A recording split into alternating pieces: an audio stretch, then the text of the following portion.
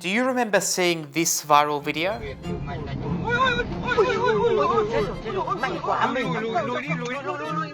That's the Phong Chau Bridge in Vietnam, collapsing during one of the most destructive typhoons in decades.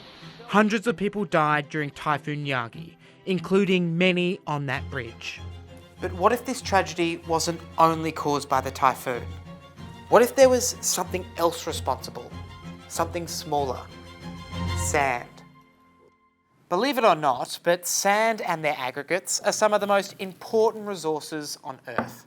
We use it to make construction material, concrete, silicon chips, glass and fibre optics.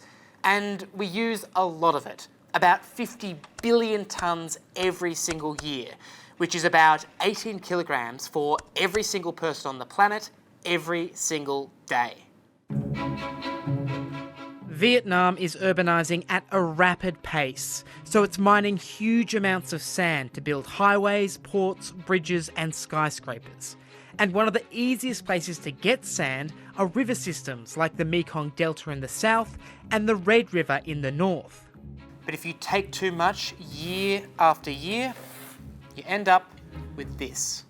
This is the Trung Ha Bridge, about 12 kilometres away from the site of the collapse.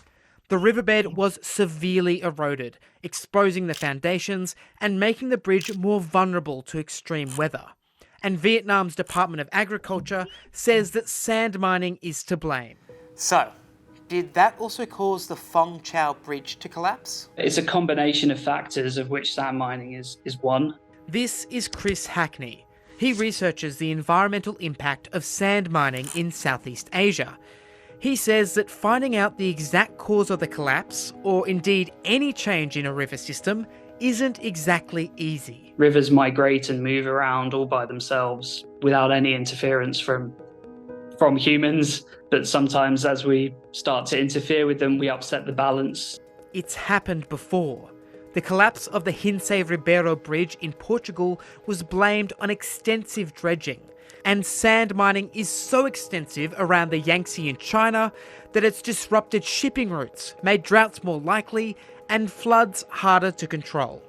Vietnam's government is still investigating the cause of the collapse, although an initial report blamed the typhoon. But what we know for certain is that sand mining isn't the only thing impacting rivers.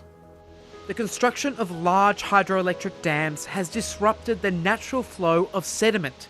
So as miners take more material out of rivers, less sediment flows downstream to replace it. Then we get to this period of having almost like a net sediment budget. We're using more than the river can supply. This deficit can cause riverbanks to collapse, threatening community infrastructure. And as channels get deeper, salt water from the ocean can flow further inland, which starts to affect the availability of drinking water, the availability of fresh water for agriculture and aquaculture. So farmers are having to change their crops, different rice varieties that are more saltwater tolerant. But we're also seeing roads along riverbanks collapsing and houses being lost. So the impacts of it are quite broad. The world's demand for sand is unlikely to slow, especially in developing countries across Asia. But trying to ascertain which mining sites will have the least impact is incredibly difficult. So PhD student Hannah Runnicles looked to the heavens for help.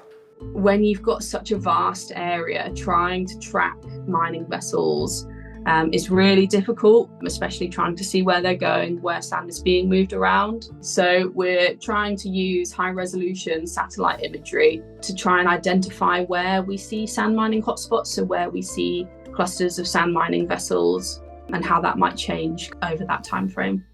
Hannah hopes that her work will inform better management of the river system, because at the end of the day, the world is built on sand. So to say that all kind of sand extraction or hydroelectric power or flood control should stop is not recommended, it's not plausible. We need sand as a society, it's the kind of backbone of the modern world. I think just being able to shed light on sand as a resource, not just for urban growth and development, but also in ensuring people can continue to to live along the river, can survive off the river and use it as the source of nourishment and livelihood as they have for generations is absolutely key. And finding that balance is very difficult.